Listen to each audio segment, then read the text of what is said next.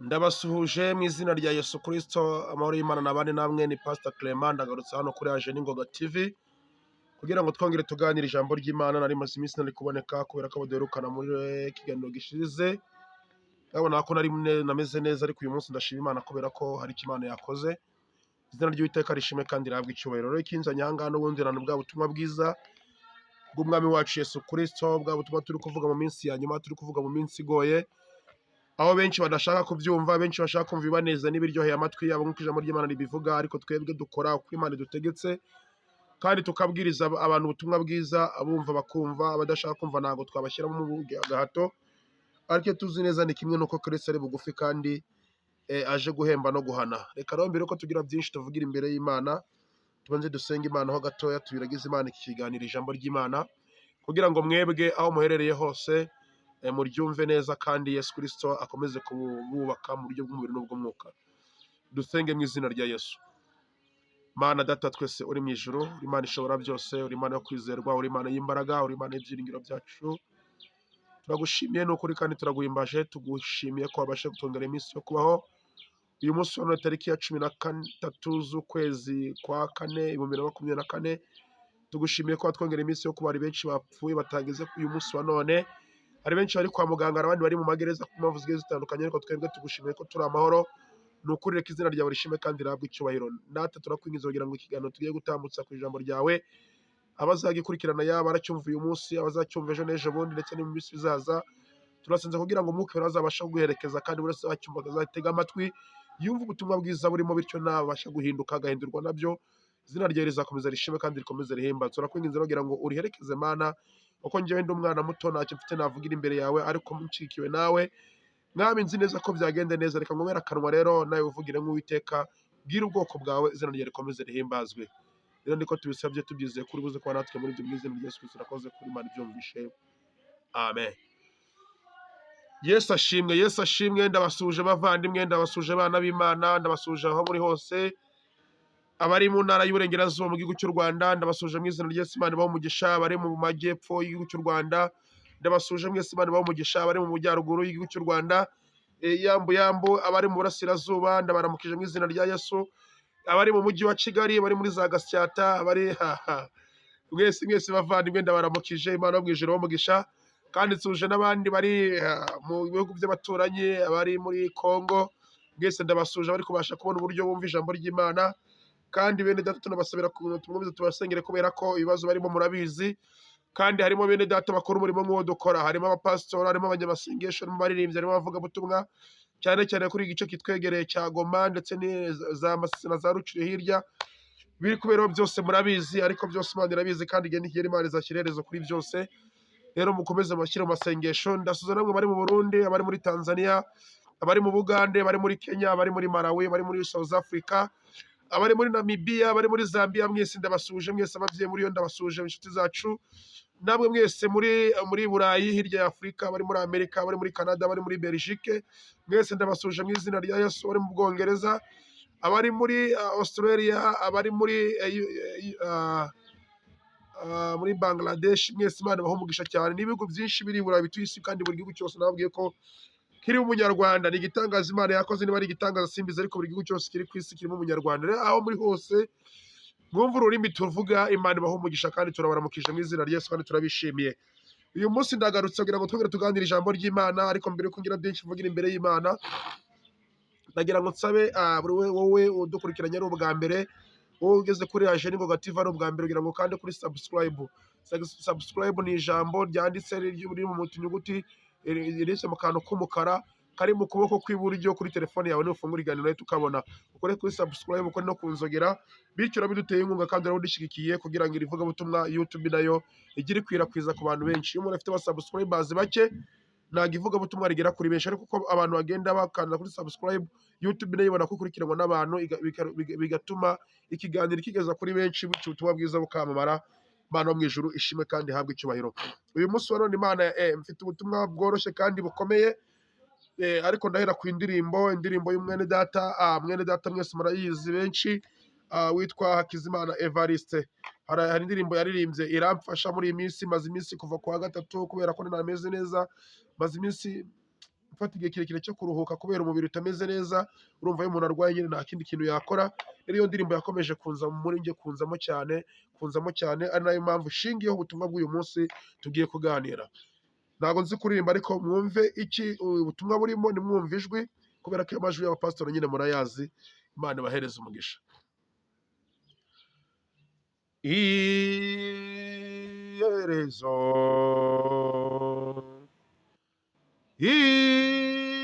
iherezo,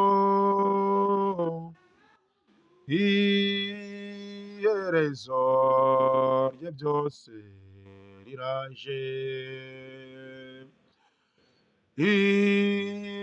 Iherezo, iherezo, iherezo rya byose riraje. Iherezo ry'abasinzi n'abasambanyi, iherezo ry'abajura n'abanyabyaha bose, ngo biturwe ibihwanye n'ibibi bakoze. Iherezo ry'abasinzi n'abasambanyi, iherezo ry'abajura n'abanyabyaha bose, ngo biturwe ibihwanye n'ibibi bakoze. Abakiranutsi bo bagiye guhembwa ibikwiranye n'imirimo myiza bakoze. Abakiranutsi bo bagiye guhembwa ibikwiranye n'imirimo myiza bakoze. Imana ishimwe, Imana ishimwe, Imana ihabwe icyubahiro. Bakristo bavandimwe, bana b'Imana, bakunzi ba Jeningoga TV, uyu murimbyi yanjemo cyane, akajya ngarukamo ku manywa ndetse na nijoro. Nkaryama nakanguka nkumva araje, nagenda nkumva araje, nabyuka nkumva araje. Numva n'ubundi ijambo ry'Imana n'umwuka wera nshyize muri njye, n'umwuka wera amanuye kugira ngo tuganire. N'ubundi rize rihwanye n'iri jambo n'uyu muririmbyi yaririmbye. Niba ufite akanya uze kwandikamo Iherezo by Evariste Hakizimana, uze kuyumva neza. Ariko mbabwire ngo bakristo bavandimwe, iherezo rya byose riraje. Imana ishimwe cyane. Iherezo ry'ubukene riraje, iherezo ry'ubujura riraje, iherezo ryo kwibwa riraje, iherezo ryo kurenganywa riraje, iherezo ryo gukubitwa riraje, iherezo ryo kwamburwa riraje, iherezo ry'ubujura riraje, iherezo ryo kurenganywa, iherezo ryo kwamburwa, iherezo ry'agahinda gakabije, iherezo ry'umudendezo mu murimo w'Imana, iherezo ryo kutagira agaciro, iherezo rya byose riraje. Bakristo nimuhumure, Imana ishimwe kandi Imana ihabwe icyubahiro. Uyu murimbyi ari kumfasha cyane muri iyi minsi. Abantu bafite ubukene bukabije, reka nkubwire ngo ubwo bukene bukabije ufite, yaba ubukene bw'ijambo ry'Imana, yaba ubukene bw'umubiri busanzwe, Imana yo mu ijuru, Imana nyiringabo, uyu murimbyi mwumve neza, iherezo rya byose riraje. Iherezo ku bukene bwawe riraje, iherezo ku murimo w'Imana uri gutotezwa riraje, iherezo ku bakozi b'Imana bari kurenganywa riraje, iherezo ku bari kugambanirwa riraje, iherezo ku bari kurenganywa mu mirimo bari gukora buri munsi riraje, iherezo ku bacuruzi bari kurenganywa riraje, iherezo ku bazunguzaji riraje. Reka mbabwire bazunguzaji, babwire ngo aho muri hose ku isi, iherezo ry'umudendezo wanyu riraje. Imana ije kubahereza umudendezo mu minsi mike idasanzwe, ubuzima buto murimo, abantu batarebesha amaso ngo bamubone, ariko Imana ije gushyira iherezo ku buzima bwanyu. Ubwo buzima muri kurenganyirizwamo, Imana ije kubahereza mu mudendezo. Imana ishimwe cyane. Ibintu tubyumve mu buryo bw'umwuka, abazunguzaji babwumve mu buryo bw'umwuka. Niba uri umuzunguzaji aho uri hose, umenye ko Imana ivuganye nawe ngo ubuzima buturimo, igishoro gito ufite ugira ngo utunge umuryango, ukaba uri kurenganya, ukaba uri uri gutoteza, ukaba uri kumeneshwa, uri kwirukanganwa, reka nkubwire ngo iherezo ryawe ry'ibyo byose bikubangamiye, ngo iherezo ryabyo riraje. Imana ihabwe icyubahiro. Abantu bari gukubitwa, hari abantu bari gukubitwa hirya no hino ku isi. Aho uri hose, niba ufite umuntu uri gukubitwa, niba ufite umuntu uri kurenganywa, niba ufite umuntu uri gutotezwa, reka nkubwire ngo iherezo ryo gukubitwa Imana irarirangije, Imana irishyizeho. Imana ishimwe cyane. Abantu bari kugambanirwa, abantu bafite imirimo bakabagambanira bakayinyagwa, abafite amazu bakayagambanirwa bakayanyagwa, abafite ubucuruzi akazi bakagambanirwa bakakunyaga, abafite imitungo ukagambanirwa ukayinyagwa. Uyu muririmbyi, iherezo rya byose riraje. Iherezo ry'ibyo byose biri kukubangamira uri kunyagwa, iherezo ryabyo riraje. Iherezo ryabyo riraje. Abantu bari kwamburwa ukamburwa ibyawe, ukabyamburwa neza neza, ukabibura ukabitakaza, yewe n'ubuzima hafi yo kubwamburwa. Reka nkubwire ngo umuririmbyi aririmbye ngo iherezo rya byose riraje. Kandi ijambo ry'Imana tugiye kubona mu Byahishwe 22 riraje. Mwumve icyo Imana ivugana nawe mu ijambo ryayo. Jya nkunda Bibiliya, niwe muhanuzi utavangiye. Jyewe Pastor Clement nshobora kuvangirwa, ariko ntabwo ijambo ry'Imana rijya rivangirwa. Reka mbabwire ngo iherezo ryabyo riraje. Agahinda gakabije, hari abantu bafite agahinda gakabije. Imana yambwiye ko hari abantu bafite agahinda gakabije, babuze ababaganiriza, babuze ababahoza, babuze ababacecekesha, babuze ababatuzisha. Agahinda ufite gakabije, reka nkubwire ngo ako gahinda ufite uko kaba kameze kose, aho katurutse hose, aho kakomotse hose, ibyo ntabwo nshaka kubyinjiramo cyane, ariko Imana yambwiye mbwira abantu bafite agahinda gakabije, guherezo ry'agahinda gahawe gakabije. Imana iraje ikarangize. Imana ishime kandi Imana ihabwe icyubahiro. Umudendezo, umurimo w'Imana, umurimo w'Imana, iherezo ry'umudendezo, umurimo w'Imana, iherezo ryabyo riraje. Gusenga batari gusenga, gusenga batari gusenga, kugendera kuri nyura kuri cishwa aha. Mwene data yarabivuze, ariko reka mbabwire ngo iherezo ry'umurimo w'Imana, umudendezo ku murimo, iherezo ryawo riraje. Umurimo wongere ugira umudendezo, abantu bongere basenge buzuye umwuka wera, abantu bongere basenge batisha, abantu bongere basenge batagenda mu bigunda, abantu bongere basenge bafite umudendezo, abantu bongere basenge badafite abagenza, abantu bongere basenge badafite ubwoba, abantu bongere baririmbe ukuri kw'ijambo ry'Imana. Imana ishime kandi Imana ihabwe icyubahiro. Hereje kutagira agaciro, Imana ije gutanga agaciro, Imana ije gutanga ijambo, Imana ije gutanga ubuzima, Imana ije gutanga agaciro. Nongere mbisubiremo, agaciro ka bamwe karanyazwe, agaciro ka bamwe kavuyeho, agaciro ka bamwe karatakajwe. Abantu basigaye bagaragara nk'udusimba, abantu basigaye bagaragara nk'utunyamaswa, abantu basigaye bagaragara nk'udukende. Abantu ntabwo bagihabwa agaciro, ahubwo muri iyi minsi uko ndi kubona ku isi, ndi kujya mbona hari inyamaswa zimwe zirusha agaciro abantu. Ariko reka nze mbabwire ngo ijuru riri guterana, ryarateranye n'inama yaranzuwe kugira ngo bishyireho iherezo, kugira ngo umuntu Imana yaremye yongere agire agaciro, yongere agire agaciro gusumbya ibindi biremwa byose, gusumbya ibindi bintu byose biri ku isi. Imana ishimwe cyane. Imana ihabwe icyubahiro. Tuganire ku ijambo ry'Imana, babwire ngo iherezo ry'ibyo byose riraje. Iherezo ry'ibyo byose riraje. Iherezo ry'ibyo byose riraje. Tuganira ku ijambo ry'Imana. Ijambo ry'Imana turi buze kureba mu Byahishuwe ibice bya 22, duhera ku murongo waho wa 10 tugeze ku murongo wa 15. Ibyahishuwe ni ijambo ry'Imana muri Bibiliya, igitabo cya nyuma cy'ijambo cyo mu isezerano rya rishya. Isezerano rishya, igitabo cya nyuma nicyo cy'Ibyahishuwe. Ibice byaho 22 ni urupapuro rwaho rwa nyuma, niyo magambo ya nyuma Bibiliya ifungiraho. Urupapuro rwaho rwa nyuma mu Byahishuwe ibice bya 22, umurongo waho wa 12, naho duhera tugeze ku murongo waho wa 15. Imana ishimwe cyane. Haragira hati, dore ndaza vuba, nzanye ingororano kugira ngo ngororere buri muntu wese ibikwiranye n'ibyo yakoze. Ndaza vuba, nzanye ingororano kugira ngo ngororere buri muntu wese ibikwiriye ibyo yakoze. Imana ishimwe cyane. Mbabwire ngo Imana iraza vuba izanye ingororano kugira ngo igororere buri muntu wese ibikwiranye n'ibyo yakoze. Yewe mujura, Imana izanye ingororano kugira ngo ikugororere ubujura wakoze. Yewe musambanyi, Imana izanye ingororano kugira ngo ikugororere ubusambanyi wijanditsemo. Yewe mwicanyi, Imana iraje izanye ingororano kugira ngo ikugororere ubwicanyi wishyizemo.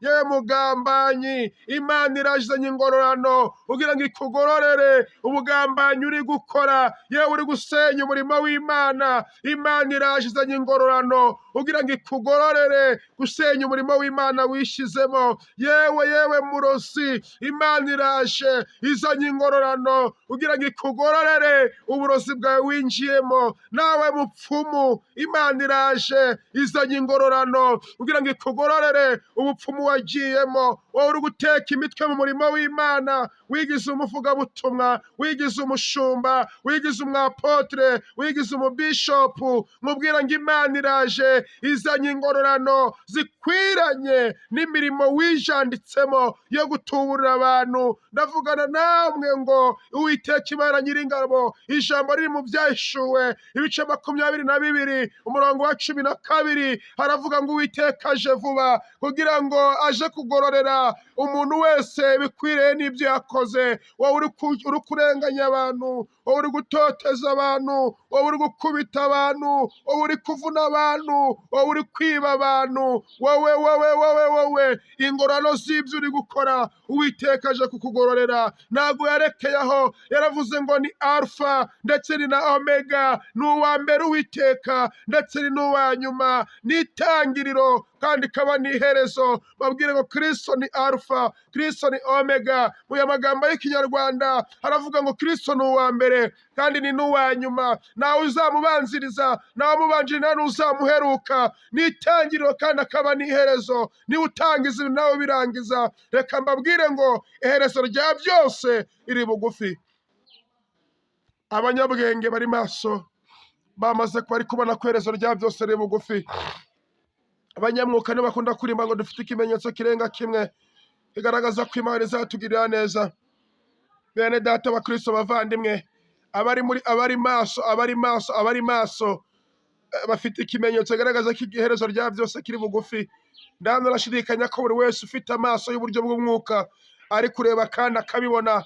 N'ufite amaso mu buryo bw'umubiri, ufite ubwenge butekereza, arimo arareba kandi akabibona ko iherezo rya byose riri bugufi, ko Yesu aje gutwara itorero. Arakomeza murongo wa 14 ngo hahirwa abamesera ibishura byabo kugira ngo bemererwe kwegera cya giti cy'ubugingo, ngo kandi banyure mu marembo binjire muri rwa rurembo. Ariko ngo hanze hazaba imbwa n'abarozi n'abasambanyi n'abicanyi n'abasenga ibishushanyo n'umuntu wese ukunda kubeshya akabikora. Reka mbabwire ngo hahirwa abamesera ibishura byabo mu maraso ya Kristo kugira ngo bemerwe kwegera cya giti cy'ubugingo, ngo kandi banyure mu marembo binjire muri rwa rurembo. Banyure mu marembo binjire muri rwa rurembo, apana kunyura mu madirishya, apana guhamagarwa na muyomba, apana guhamagarwa na brada wawe, apana guhamagarwa na mushiki wawe cyangwa musaza wawe, ahubwo bahamagawe na Kristo. Babandi banyuze mu rurembo kugira ngo banyuze mu marembo kugira ngo binjire mu rurembo, abo nibo bari guhirwa. Ariko arakomeza ngo hanze hazaba imbwa n'abarozi n'abasambanyi, hanze hazaba imbwa n'abarozi n'abasambanyi n'abicanyi n'abasenga ibishushanyo. Hanze hazaba imbwa n'abarozi n'abasambanyi. Arongera ati n'abicanyi bazaba hanze. Ngo n'abakunda gukora iki?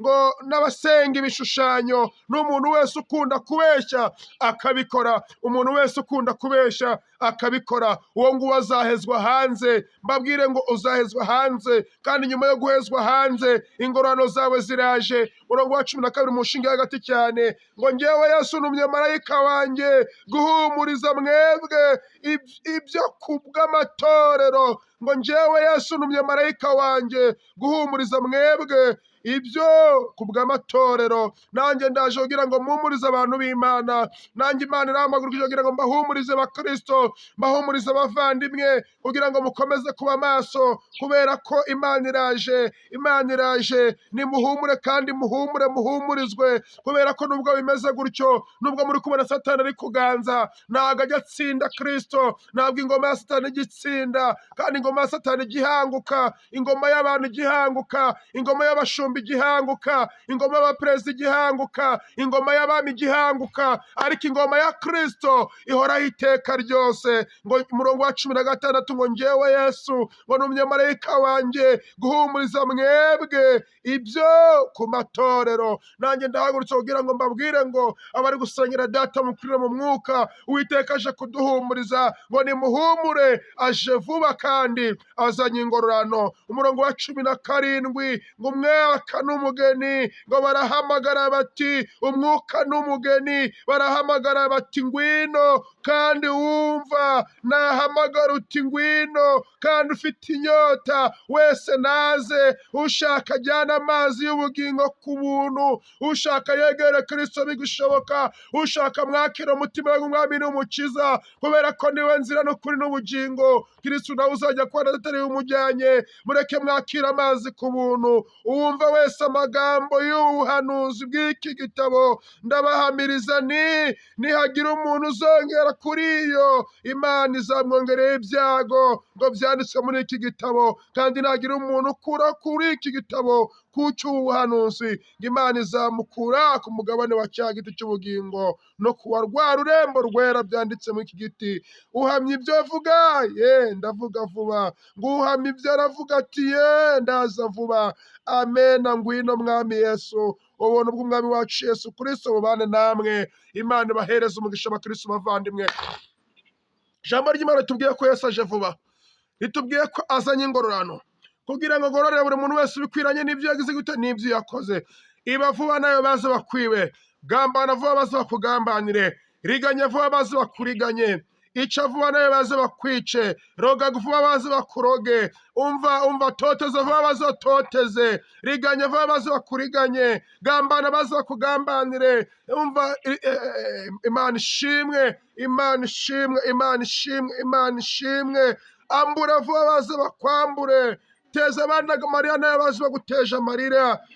Akabanda umudendezo nayo baje kwaka umudendezo, akabanda agaciro nayo baje kwaka agaciro, teza abandi ubukene nayo baje guteza ubukene. Imana ihabwe icyubahiro. Bakristo bavandimwe, turi mu minsi igora, turi mu minsi ya nyuma. Uwiteka aje guhemba buri wese. Ndagira ngo ubwire muvandimwe, ahari biracyashoboka, ahari biracyakunda, ahari byakwemera aka kanya ko wafata umwanzuro ukavuga ngo njyewe natezaga abandi ibibazo, ariko uyu munsi ufashe umwanzuro wo kudateza abandi ibibazo. Natezaga abandi ubukene mu buryo bumwe cyangwa ubundi, ariko uyu munsi ufashe umwanzuro wo gutongera guteza abandi ubukene. Natezaga abandi ibihombo mu buryo bumwe cyangwa ubundi, ariko uyu munsi ufashe umwanzuro wo gutongera guteza abantu igihombo. Najyaga ndenganya abantu benshi, ariko uyu munsi ufashe umwanzuro wo gutongera kurenganya abantu. Najyaga ngambanira abantu benshi, ariko uyu munsi ufashe umwanzuro wo gutongera kugambanira abantu. Najyaga nambura abantu benshi, ariko uyu munsi ufashe umwanzuro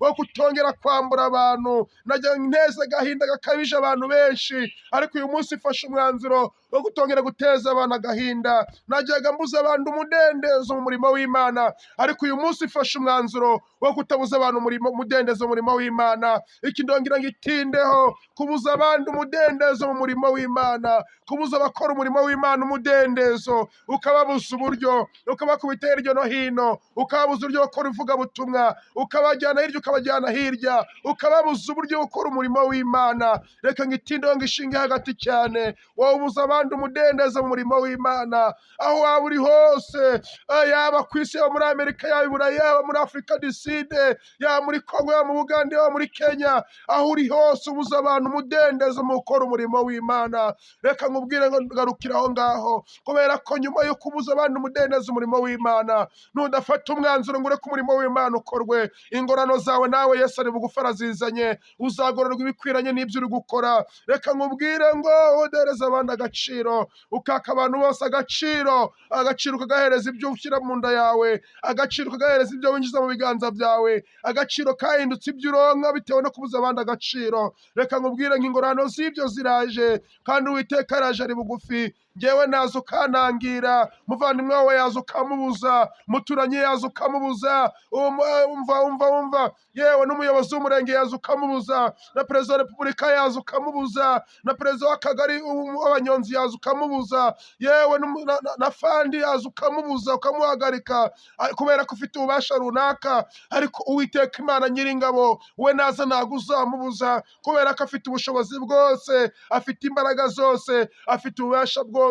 Mwibutse ko yavuga ngo uryame ukaryama ntiwongere gukanguka, mwibutse ko yavuga ngo icara ntiwongere guhaguruka, ukicara ntiwongere guhaguruka, mwibutse ko yavuga ngo uyu munsi ibyawe birangire bikaraba birangiye. Reka gutesha agaciro abana b'abantu Imana yaremye, reka gutesha agaciro abakozi b'Imana Imana yaremye, reka kuburizamo umurimo w'Imana Imana yashyizeho. Reka nkubwire ngo ingorano za buri wese ziraje, kanguka urebe ingorano ugiye kwakira. Niba uri kubona ingorano z'ibyo wakoze ari mbi, hari amahirwe yo kwihana, hari amahirwe yo guca bugufi, hari amahirwe yo kwisubiraho. Bya bindi bibi wakoraga bikaba birangiriye ukundi, bya bindi bibi wavugaga bikaba birarangiye, bya bugambanyi bwawe bugahita burangirira ahangaha. Yewe kwa kuvuga umurimo w'Imana nabi ukabirangiriza ahangaha, kwa kugambanira abana b'Imana bari kuvuga umurimo mukuru mu mwuka bikarangirira ahangaha, kwa kugambanira abaririmbyi bikarangirira ahangaha. Imana ishimwe kandi Imana ihabwe icyubahiro. Uramutse ufashe umwanzuro, ukaramuka wemeye kugendana na Kristo, ukaramuka wemeye gukorera Imana, ukaramuka wemeye kuvugira Kristo, ukaramuka wemeye kuba umwana muzima, ukaramuka wemeye kwakira Yesu umwami n'umukiza, ukaramuka wemeye kwisubiraho kuri biriya byose Mwuka Wera yagaragaje, ndavugana nawe ngo fata umwanzuro muri wowe, Imana ongera igendane nawe. Mbibutse ko nta hantu habi umuntu ari Imana itamukura, nta n'ahantu haheza hakomeye Imana itageza umuntu. Mu yandi magambo, wowe uriyo hirya no mu bibi, Uwiteka afite ububasha n'ubushobozi bwo kuba yagukurayo akakuzana ukaba umuntu muzima. Mwibuke ko na Pawulo akiri Sawuli yarenganyaga intore z'Imana, yarenganyaga abana b'Imana, yarenganyaga abavuga ubutumwa, yarenganyaga abakora umurimo, yarenganyaga abana b'Imana bamaze ubutumwa bwiza bwa Yesu Kristo, akumva ko umurimo utakorwa, akumva ko umurimo utakorwa, akumva ko ahantu hose bavuga ubutumwa bose bapfa bagashiraho. Uyu munsi nawe ushobora kuba uri mu cyiciro kimwe na Pawulo muri iyo minsi akiri Sawuli. Ariko Pawulo umunsi umwe yahuye n'Uwiteka, ahura n'Imana, arahura na Kristo, aramaze ati ariko ndenganyiriza iki, arayikubita hasi aravuga ati urinde mwami wa mwizere. Pawulo uhereye uwo munsi ahinduka Pawulo yari Sawuli, ahinduka Pawulo atangira kuvuga ubutumwa. Uwarenganyaga, uwatotezaga, uwahigaga atangira noneho guhigwa nk'uko nawe yahigaga abandi. Reka nkubwire ngo arahinduka, ahindukira Kristo, atangira ubutumwa bwiza. Reka nkubwire ngo nawe uyu munsi wicaye mu cyimbo cya Sawuli, wicaye mu cyimbo cyo Pawulo yari yicayemo, uri gukoresha imbaraga zawe zose, uri gukoresha ubutwari bwawe bwose, ukoresha ubushobozi bwawe bwose kugira ngo uhagarike umurimo w'Imana, kugira ngo uburizemo gukora kwa Kristo, kugira ngo uburizemo kwaguka k'ubwami bwa Kristo. Reka nkubwire ngo imbaraga zawe Imana iraje zineterarize, ishyire iherezo ryazo, nirangiza uce bugufi umenye ko Imana ikora. Impamvu uri gukora ibyo ngibyo nutwo tubaraga duke bagutije, impamvu uri gukora ibyo ngibyo nubwo bubasha butoya, impamvu uri gukora ibyo ngibyo ni uwo mwuka. Ariko Imana iramutse ipungujeho gato ka volume k'umwuka, wahita uca bugufi. Mubwire inama Imana itarahaguruka. Njyewe ntago nemeranya n'abadashyigikira umurimo w'Imana, njyewe ntago nemeranya n'abashaka gusenya umurimo w'Imana, njyewe ntago nemeranya n'abashaka ubutumwa bwiza bwamamare, njyewe ntago nemeranya n'abashaka ngo ubwami bw'Imana bwaguke. Imana ishimwe kandi Imana ihabwe icyubahiro. Gusa mwumve ko turi ku iherezo ry'isi, mwumve ko turi muri bya bihe birushya, mwumve ko turi muri ya minsi ya nyuma, mwumve ko Kristo ari gutoranya umugeni, ari kweza umugeni. Buri wese agumye yitegure. Njya nkunda kubabwira ngo naho Kristo yatinda kugaruka, urupfu rwo ruri hafi, ruri maso. Izina ry'Uwiteka rishimwe kandi rihabwe icyubahiro. Bakristo bavandimwe, mbabwire ngo mwongere mutekereze kuri iri jambo ngo iherezo rya byose riraje, iherezo rya byose riraje, iherezo rya byose riraje. Icyo ubona kidashoboka, icyo ubona kikubangamiye, icyo ubona kikugoye, iherezo ryacyo riraje, ikiruta byose byose byose byose, tugiye kongera tube mu mudendezo w'abana b'Imana mu izina rya Yesu. Dusoze iri jambo dusenga kugira ngo Imana iherekeze iri jambo n'abaryumva bose rizabasha kugira icyo ribamarira. Mbakomeza mbabwira ngo nimwihangane, Yesu araje kandi ari bugufiya kugira ngo ahanagura amarira y'abarira muri uru rugendo, ahanagura amarira y'abafite amarira muri uru rugendo, kandi barizwa n'abakagombye kubarengera, abakagombye kubahoza nibo bari kubariza, abakagombye kubarwanira nibo bari kubariza, abakagombye kubashyigikira nibo bari kubariza. Ayo marira nta wundi wayahanagura uretse Kristo, rero ari bugufaza kuyahanagura. Reka dusenga n'Imana. Mana, mu izina rya Yesu, urera kandi urakiranuka, tubwiye ko iherezo rya byose riri bugufi, iherezo ry'abari kurira riri bugufi, iherezo ry'abari kurenganywa riri bugufi, iherezo ry'abazunguzaji riri bugufi, iherezo ry'abajura riri bugufi, iherezo ry'abica riri bugufi, iherezo ry'abarozi riri bugufi. Turasenze mu izina rya Yesu, ahari muri byiciro byose bitandukanye twavuze, birashoboka wari wakwisubiraho, birashoboka wari wafata umwanzuro, birashoboka wari wabisohokamo. Tuzi neza ko birabikorwa na Satani, ariko Satani akoresha abantu. Ariko mu izina rya Yesu, imbaraga zikoresha abantu mu izina rya Yesu mu bibi ndazitesha agaciro. Imbaraga z'abadayimoni, imbaraga z'imyuka mibi zatuma abantu mu izina rya Yesu badakora ibishimwa n'amaso yawe, ndazitesha agaciro mu izina rya Yesu. Ahubwo ndasenze kugira ngo Umwuka Wera agere kuri buri wese ufite ubushobozi, ufite inshingano, ufite mwami mu biganza bye ubuzima bw'abantu, kugira ngo Mana wongere umukoresha iby'ubutwari kandi akora ibishimwa n'amaso yawe. Ndakwinginze kugira ngo uyu munsi iri jambo ryawe Mana rigere ku barengana, ku bari kurira, ku bababaye, ku bafite agahinda, ku bafite amaganya babuze icyerekezo, ribagere ribahumurize, kandi datigiye bakurindiriye ubahereze umwuka wo kubafasha. Izina rye rikomeze rishimwe, komeza kuturenga no kuturwanirira, ni mu izina rya Yesu Kristo urakoze kubyumvishe, amen. Muvandimwe, iri jambo riri kugeraho nuko natangiye mbivuga, utarakora subscribe ukore subscribe, udufasha muri uyu murimo w'ivugabutumwa, kandi ukore share, ukore na like, utere na comment. Reka mbabwire rero, ndagira ngo muze kumbwira icyo twakurikizaho. Dufite ibintu bigera kuri bitatu: ikijyanye n'imisatsi, ikijyanye no kwambara amapantaro, ikijyanye n'amaherena, ikijyanye n'amadini n'amatorero, ubuyobe buri muri iyi minsi mu madini n'amatorero. Ibyo biganiro ese duhere ku buyobe bw'amadini n'amatorero riri kurimbuza imbaga nyinshi kandi bibwira ngo bari kubajyana mu ijuru. Ese duhere ku bijyanye n'imisatsi n'amaherena, bya bindi batubwira no gusiga inzara. Ese duhere ku byo kwambara amapantaro ibiki n'ibiki. Ese duhere ku byo kurya, duhere ku ki? Shyira muri comment icyo mva twaheraho mu izina rya Yesu. Ahasigaye twikomere ijambo ry'Imana. Kristo Yesu ari bugufi, mutegereze wihanganye kandi uri maso mu izina rya Yesu. Mubarikiwe sana. Bye bye, ndabakunda. Ni Pastor Clement, uvandimwe wanyu muri Yesu Kristo. Amen.